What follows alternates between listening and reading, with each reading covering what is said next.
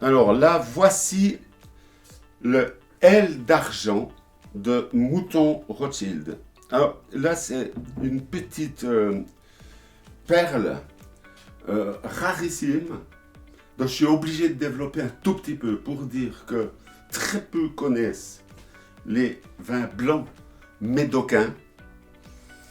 Et pourtant, il existe une relativement vieille tradition, surtout auprès de grands châteaux, comme Lafite Rothschild, que le monde entier ignore, Lafite Rothschild blanc, Château Margaux avec pavillon blanc, Mouton Rothschild avec l'aile d'argent, etc. sur le Médoc. Mais ceci est Château Palmer. Et ça, depuis environ 1900. Puis suivent plusieurs décennies d'oubli, où plus tout le monde laisse tomber, pour que ces vins blancs réapparaissent, notamment à partir des années, ça dépend des châteaux, mais 60, 70, 80.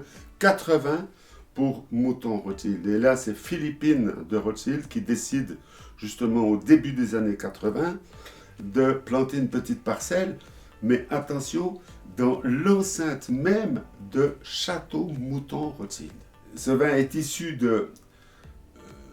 d'une grande majorité de Sauvignon blanc et Sauvignon gris, d'un tiers de Sémillon, et puis d'une petite touche, à peine 1%, de Muscadelle. Voilà.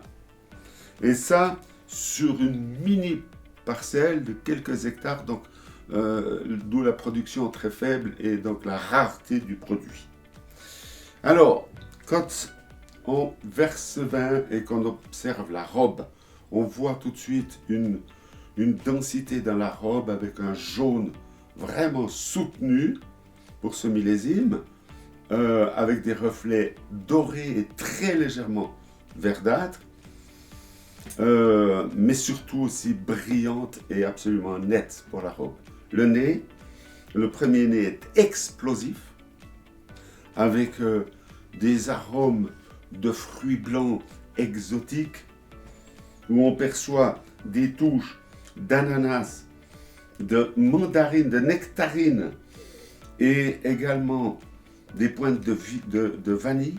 Et lorsqu'on tourne le verre, alors la puissance se décuple, et là on va sur des profondeurs extraordinaires, de grande complexité, de grande intensité aromatique. Un nez sublissime. La bouche,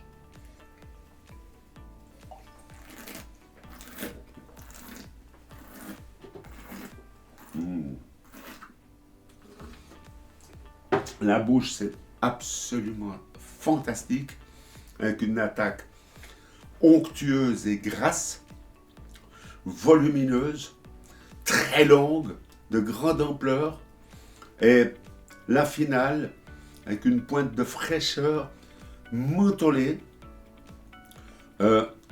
petite touche de minéralité. Là aussi, ça confirme la complexité du nez. Cette bouche est absolument sublissime.